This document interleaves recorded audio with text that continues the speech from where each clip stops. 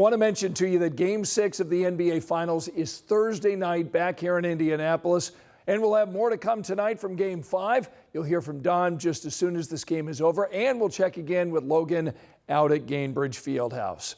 Well, last Friday's watch party, you remember, outside Gainbridge was rained out. And Angela, we've got more rain right now here in downtown and even some storm chances later, right? Yes, we've got a few showers overhead right now, storm chances again tomorrow, and we go under the threat of severe weather on Wednesday. So lots to cover on this Monday night. Mention the rain. We'll dive into Marion County, where we've had a shower pass just through downtown. Lawrence and Castleton heads up, moving northeast and in your direction. Meridian Hills to Broad Ripple, some showers. This extends east to the east side of Marion County and then into portions of Hancock County, including Greenfield. A few showers around Newcastle, a few showers in the eastern part of the state. Last local stop, we've got some rain in Cloverdale. This is lifting northeast, headed toward Greencastle and Plainfield. Temperatures tomorrow back into the range of 80 to 85. It won't be a washout, but a few showers and storms around. And then the rain chances peak along with that severe threat on Wednesday, highlighting that as a weather impact alert day.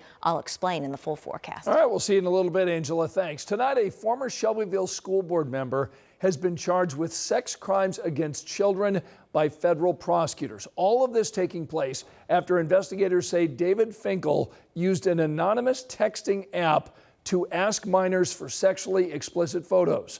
Our Alex Almonda tells us tonight what parents now need to know to keep their kids safe. According to court documents, the investigation began last year after a mother told police that she found sexually explicit messages on her daughter's phone. Using an anonymous app called Text Me, investigators believe David Finkele posed as a 27-year-old woman to solicit sexually explicit photos from both a teenage girl in Missouri and a teenage boy in Pennsylvania, talking to both of them in a group chat.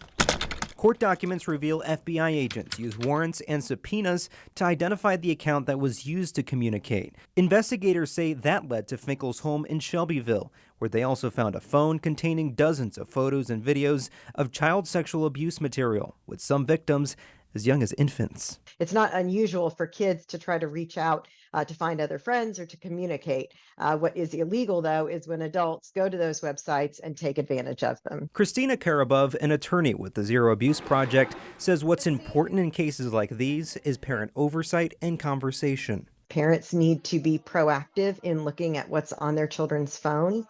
Some of these apps can be hidden, and so it's important to look at the search history for your kids to see what they're looking at online. Finkele told investigators that chatting was, quote, fun and denied talking to minors, saying, quote, what people do in fantasy is different than what people do in real life. For Karabov, it's real life that she says parents need to warn their kids about. A predator sees websites like these as opportunities to reach out to kids. While a kid might look at it, or a teenager might look at this as fun, or this is a chance for me to meet new people, right? How much fun is that? The problem is that an adult sees this as an opportunity to take advantage of you. On June 10th, the Shelbyville Central School Board sent Finkele a letter asking him to step down. He's no longer listed as a board member on the district's website. In Shelbyville, Alex Almanza, 13 News.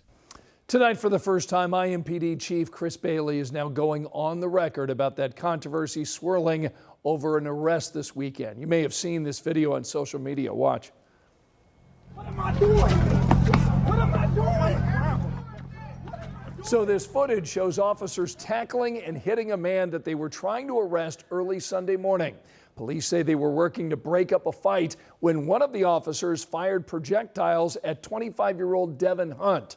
Now, according to IMPD, these officers were trying to get him to comply and get control of his hands. Hunt told 13 News the officers' actions went too far.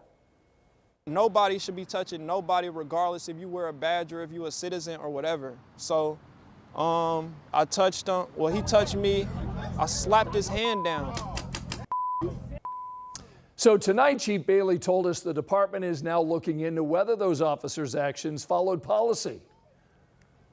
Force is not pretty. It's not going to look pretty on video.